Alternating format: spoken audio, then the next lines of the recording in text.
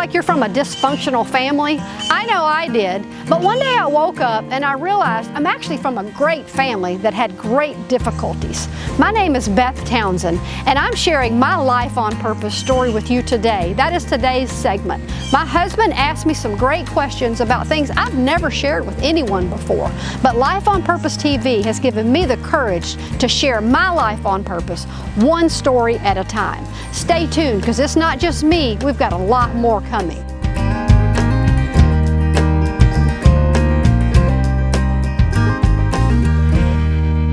I'm Beth Townsend. I'm the executive producer of Life on Purpose Television. My wife Beth likes to say that Christians can change the world one story at a time. Each of our stories is different, and every one of them is important. Today I'm going to introduce my wife Beth, who's the hostess for the show. This will be the only time that you'll see me on television, and I'm happy to be able to help her tell her story today, because I think that it sets the entire tone for all the interviews that will follow, where she'll be talking to Christian people about their ministries and how God is working in their lives to help them change the world. So Beth, you have become a really good interviewer. And one of the most amazing stories that's come out of your book as I began to read the manuscript for your book is that when you were a 16-year-old and had hardly ever traveled out of Mississippi, that you got a chance to go with your stepfather and your mother on a trip out to California, and you came back and told your favorite high school teacher that when you grew up you were going to be a television talk show host. So what was in your mind at that time when you came up with that idea, and who was your model for that concept? Well, when I went on that trip to California, I remember seeing all the lights. I had never been out of Mississippi. I had been to Disney World, but I had never really traveled. So when we went over Hollywood, California, I just remember thinking, I want to make something of myself one day. I want to live in a place like this. So I don't really know if I had a model of someone that I wanted to be like, but I know I had a lot of questions about life. So I wanted to be in a situation where I could ask someone who could actually answer those questions. Okay, so Coach Dale Brown, who coached for many years at LSU as a basketball coach and is a Hall of Famer, was interviewed by you, and he said to me that of all the people who've interviewed him over his career, you were the best interviewer he had ever sat down with, which was really high praise. So you had no training as an interviewer. So tell us about how you got to be so proficient at interviewing people. It goes back really to listening, because when you ask a question, I think over my early life, words didn't mean as much as they should have. So I learned to pay attention to what really wasn't said. So in a form of interviewing someone, I think the important thing is to ask the right question, but then give them time to answer it in its fullest. One of your favorite words that you've used with me in conversation over the years has been the word passion. You've always looked for that passion, those things that you're passionate about or things that other people are passionate about. So your interviewing really began after we were married, and you began to interview people for stories, and that started with your concept for a book. So talk a little bit about some of the interviews that you've done over the years, some of the people who impacted you in your own faith walk as you developed those stories. Well, as you know, as you were there when I started the concept, I wanted to write a book called People with Passion, because I was a person of passion, but I didn't know what to do with it. Even in my early days, when I had very few life skills, I had a zest for life. I wanted to do life, and I wanted to do it well. But I didn't really have the answers to be able to put that into practice. It was when I started teaching seminars that people started asking me, after I'd had a successful career and I'm in a setting where I'm teaching people how to do work life and how to succeed at work, that someone asked me, as you know, I'm just a young, like maybe 20 years old, someone said, how did you know your purpose? Like I knew my purpose. And people kept asking me that question, and finally I thought, well, I really don't know my purpose.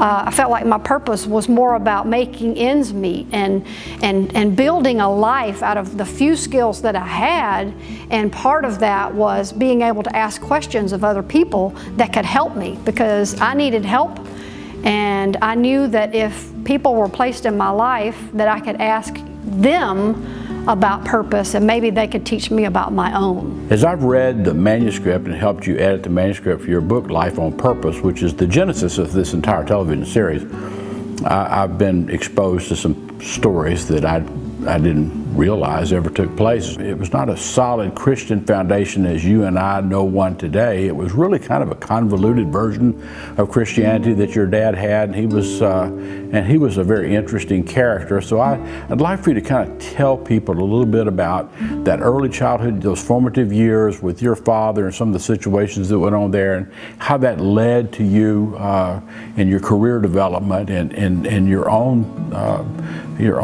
passion for certain things in life that are manifesting themselves today. Well, as you know, I'm the youngest of 5 children. So I like to say I come from a great family that had great trouble, because now that I'm 54 years old, I can look back and realize that we're really great, fun people who love each other. We just didn't really know how to be a family. And the reason for that is because my parents were married for a while, actually 20 plus years, but by the time I came along, things had fallen apart in a really, it was just a unique way, but traumatic way. My dad, I believe, was a man of great purpose.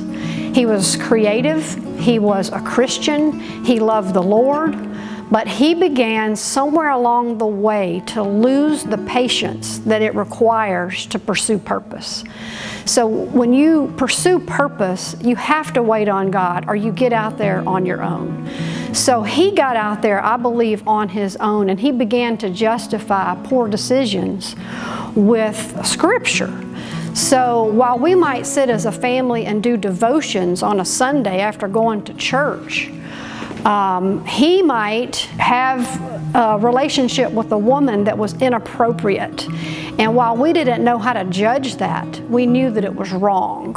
If our life on Sunday didn't look the rest of the week like, it didn't look like Sundays.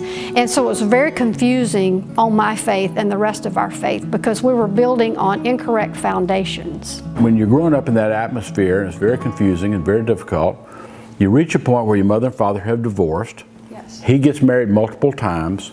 Your mother finds a new love and remarries, and you're pretty much on your own as a teenage girl, and kind of left to your own devices, almost raising yourself. One night that began to really kind of transform your life was someone broke into your home and tried to kidnap you. It was it's a very intense story, and I don't want you to go through the entirety of the detail, because you write about this in great detail in the book. But talk a little bit about that incident and how, as you look back upon them, they impacted you. So the weekend was that my parents were out of town. My step-grandmother was there, unalert to my being there. Had a friend sleeping over. Late in the night, I'm asleep in my bed. She's asleep in the same room, and I wake up to someone sitting on the bed. It's dark. I assume that I'm dreaming, so I just kind of tune out and I think, oh, this can't really be real. And then all of a sudden I felt his hand, and it was in a very private place, and I realized it was time to wake up and this was real. And he just said, "Get up, you're coming with me." And I woke up and I realized this is happening. So I begin to fumble back and forth with this person. He manages to get behind me and put his hand over my mouth. And all the while my friend is asleep. I think I'm screaming, but I'm not. It happens really quick. We're wrestling, but yet my mouth is covered and I'm not able to speak. So we're going through my house. I notice as we get out of the bedroom, all the while he's behind me, we get out of my bedroom and I see that the back door of our house is propped open. Over to the side of the house is nothing but woods.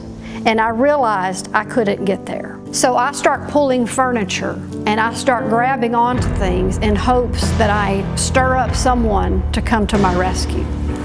Finally, Mac, my friend that was spending the night, after I'm outside in the yard, close to these woods, Mac, she called me Beth. We're from Mississippi. She stands at that back door and she says, "Beth, Beth, what's happening? And that man dropped me and ran into the woods. By then, my neighbors, the Stampleys, my other family, had come out. They were there, and we all realized I had just missed an attempted sexual kidnapping. So by the grace of God, you avoid that. By this time, your father's on his 9th wife. And so he promised to send you to college, and your mother has moved away, and you go to University of Southern Mississippi, and he fails to pay the bills, and you find yourself out on the street again. Upon high school graduation, me and all my friends were planning to go to college. I had been accepted into the University of Southern Mississippi. That is about the same time Mother and David's marriage fell apart. So her financial means, it went to nothing. She had nothing to offer anyone. So upon my graduation, she says, honey, I'm moving to Virginia. And she said, I'm not sure what you're gonna do, but you're gonna have to decide from this point how you're gonna live your life. So I decide I'm gonna move in with my dad and his 9th wife, really out of desperation. I have nowhere else to go. I move there, hoping to go to Southern Mississippi, and I move in, and I go to Southern Mississippi. I go long enough to be told by someone quietly in a dark hall, I'm sorry, no one's paying your bills. You're gonna have to go do something else. At the same time, my sister Lisa, 7 years older than me, sees that I'm living with my dad and his 9th wife. I had walked by the bedroom of Mimi, the 9th wife, one day and saw something that was in itself disturbing.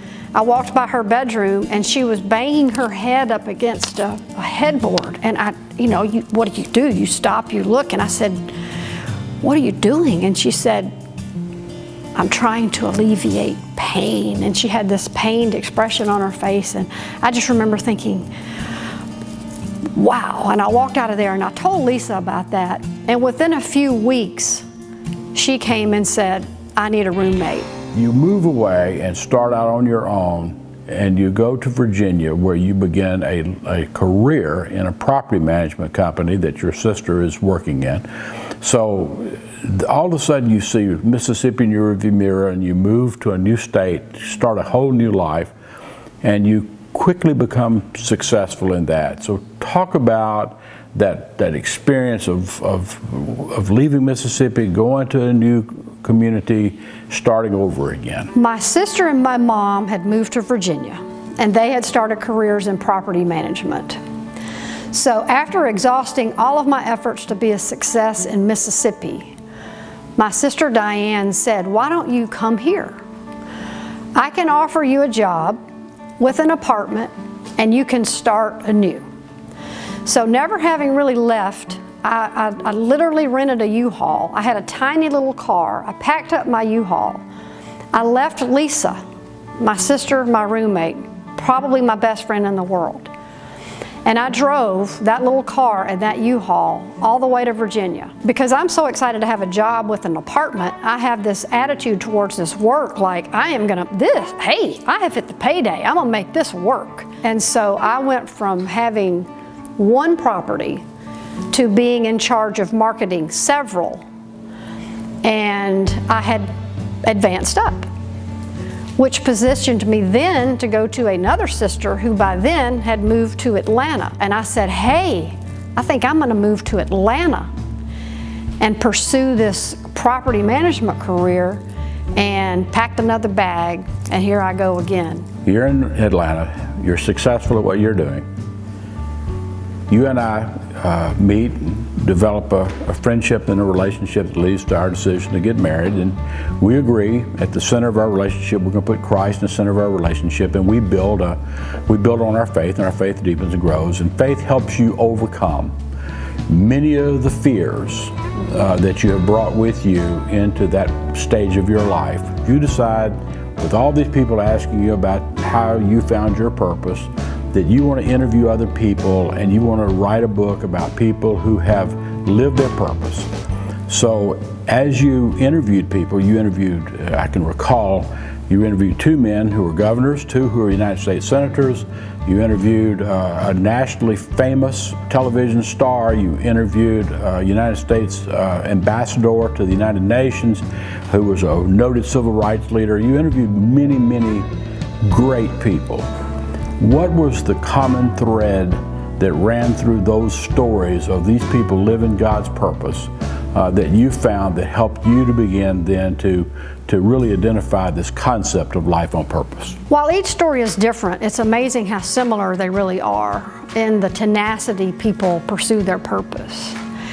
I would say perseverance from the standpoint of the people that God calls to do things, they really don't give up. I think when God really calls you to something and gives you a drive for it, you can't give up. Somehow you just can't, even though sometimes you want to. I also think it's an ability to stay on target. You know, when God calls you to do something specific, then there's always the opportunity to get really distracted by a lot of good things. So in order to be able to have that great achievement, then you have to say no to all the things that bombard your life with things that are just what I call nickels and dimes of your time. You have to be able to say no because you believe God is taking you to something else. You've heard parts of my story now and you probably have questions. Well, I answer all of those in my book called Life on Purpose. I hope that if you're interested in that, you will go to lifeonpurpose.tv and order that and then share with me what you think of my story. And also, would you like to see more Life on Purpose TV shows? We want to go to every state in the union. There are people living life on purpose everywhere. We want to share the good news. Will you help us? If you would like to do that, go to Give for future episodes at lifeonpurpose.tv. Thank you so much for joining us today.